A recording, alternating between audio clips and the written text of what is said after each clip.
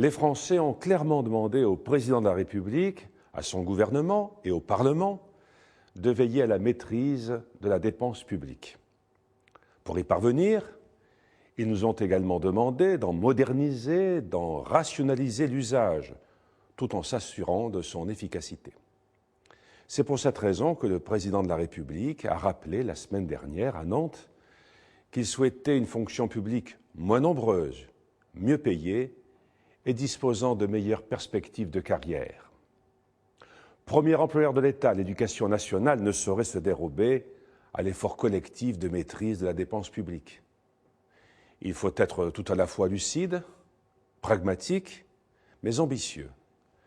L'Éducation nationale peut et doit prendre sa part au non-remplacement d'une partie des fonctionnaires qui partent à la retraite, car elle dispose de plusieurs leviers d'action pour engager cet effort sans renoncer à ses ambitions et même en améliorant les conditions de travail et de vie des enseignants et de leurs élèves. Le projet de budget pour l'année 2008 propose le non-remplacement de 11 200 fonctionnaires partant à la retraite, soit à peu près la moitié des 22 700 non-renouvellements de postes annoncés par le Premier ministre au mois de juillet dernier. C'est un chiffre équilibré.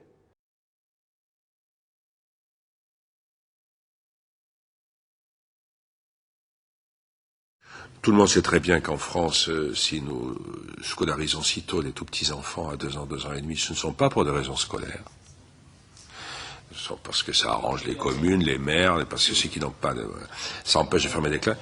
Et je serais heureux qu'un jour la nation se pose la question de la politique de la petite enfance, de manière plus globale, et que l'école maternelle, la petite section, ne soit pas la variable d'ajustement des communes en fonction de leur capacité ou pas d'accueillir des enfants ou d'éviter de fermeture de classe, parce que c'est pour ça que c'est souvent pour ne pas fermer une classe qu'on préscolarise tout petit.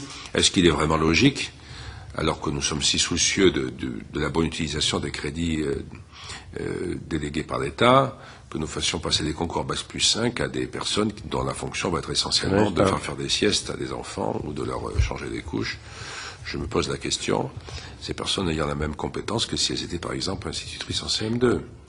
Donc la question du préélémentaire me paraît devoir être posée, mais elle est très difficile à soulever sans immédiatement amener avec elle une tempête de polémique.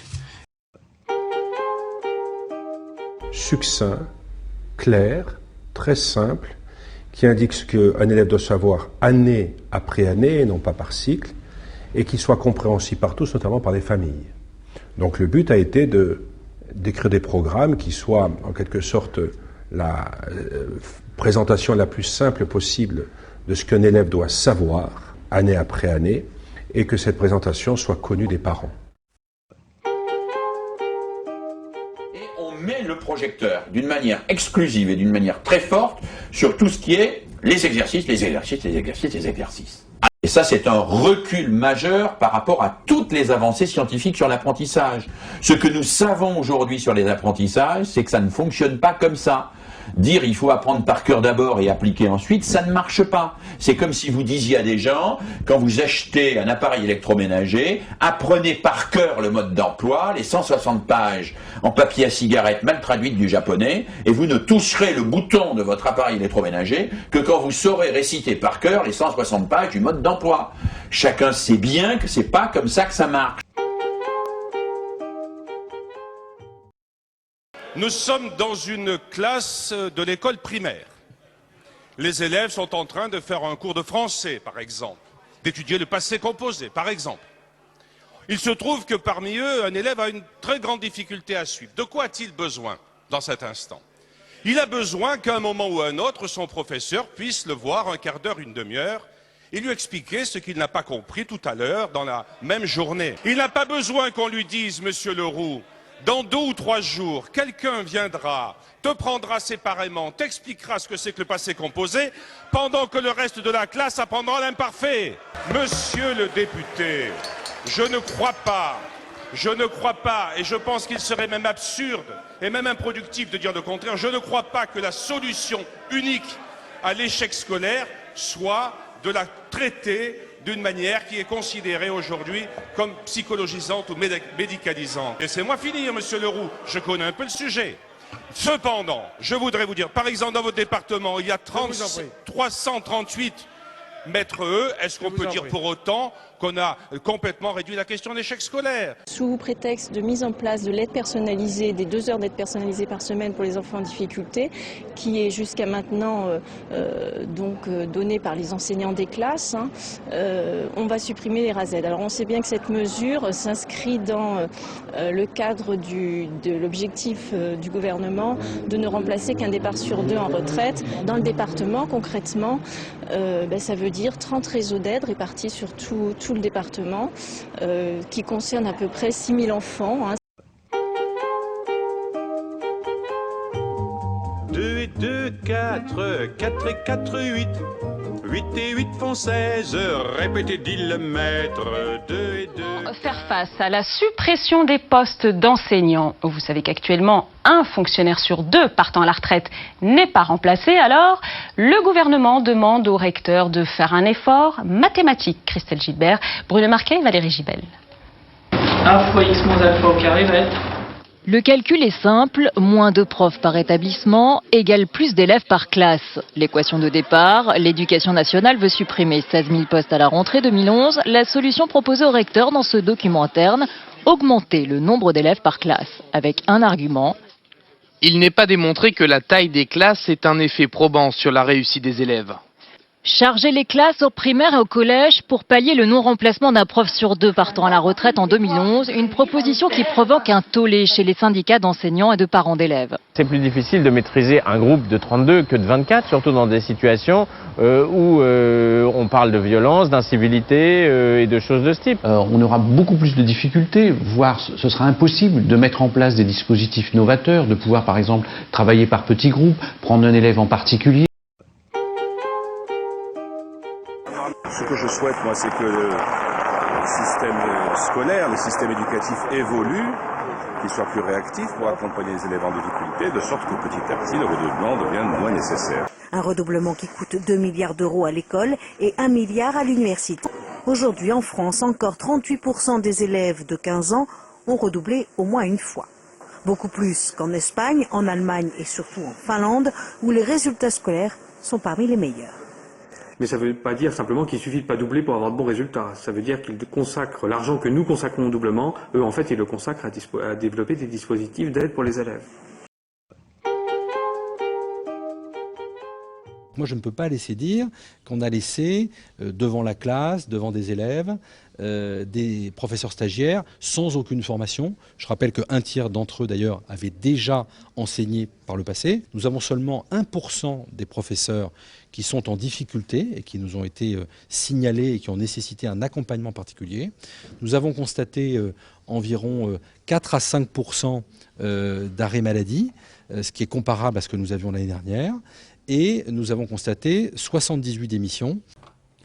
Marc est professeur d'anglais, stagiaire. Pour la première fois de sa vie cette semaine, il se retrouvera face à une classe. Aucune réelle formation au préalable, la réforme est passée par là. Ce sera donc un temps plein directement, comme n'importe quel enseignant chevronné. Voilà, c'est l'épreuve du feu, mais voilà, on se doit d'être optimiste, on se doit de se dire que ça va marcher, parce que si on part perdant dès le début, j'ai encore toute l'année à faire. Si jamais je me dis que ça ne va pas marcher, ça ne marchera pas. Jusqu'ici, les enseignants alternaient pendant 1 an théorie et pratique. Marc, lui, a eu droit à 2 jours de stage express hier et avant-hier. Alors quand on lui demande si cela suffira... J'espère, oui.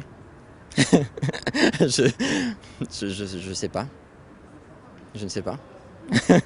Officiellement, chaque nouvel enseignant aura droit à un tuteur, professeur confirmé. Mais d'après les syndicats, il en manquerait la moitié. Marc devra donc compter sur les conseils de ses seuls collègues. Ça se fera, je pense, en salle des profs, ça se fera sur le lieu de travail. Je sais pas si... Enfin, si, effectivement, c'est du temps de travail gratos, mais... c'est un peu du système D. C'est du système D, ouais, dans un premier temps, oui. En attendant l'éventuelle apparition d'un tuteur, Marc devra se contenter de ses quelques formations, 17 jours en tout et pour tout sur l'année, pour le former à un métier qu'il exercera pendant à peu près 40 ans.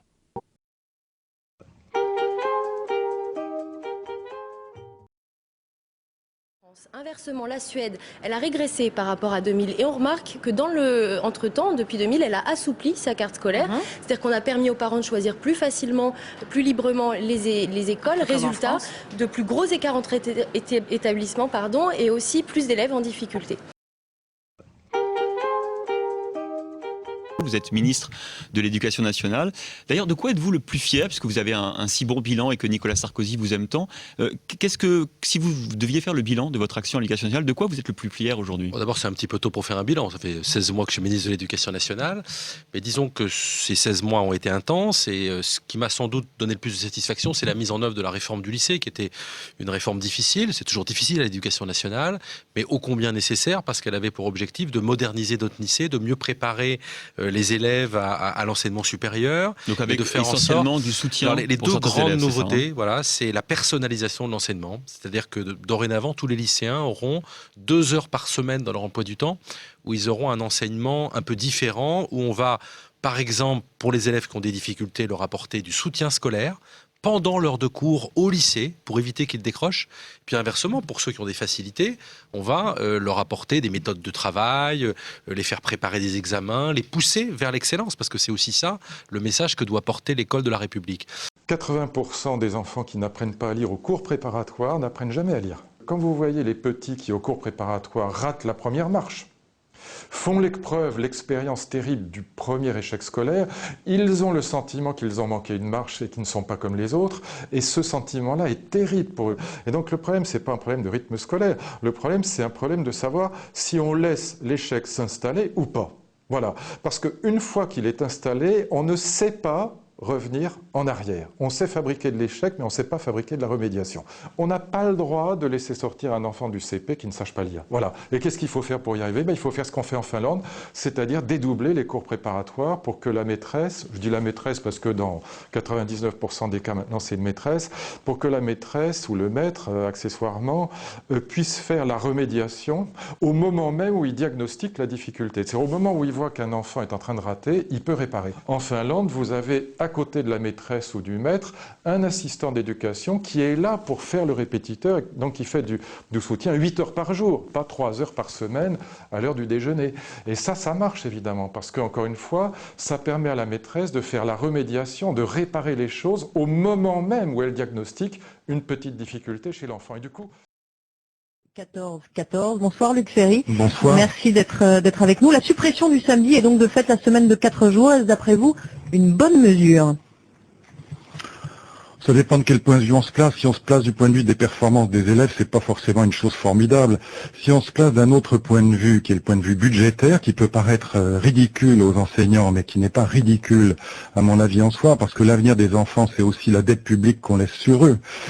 Cette suppression à la fois d'heures et de postes, puisqu'en fait derrière la suppression d'heures, même au primaire, il y a des suppressions de postes, elle est évidemment défendable. Donc on peut avoir les deux points de vue. On peut dire voilà, ces gens de droite sont des gestionnaires au petit pied qui bradent l'enseignement pour des raisons budgétaires misérables.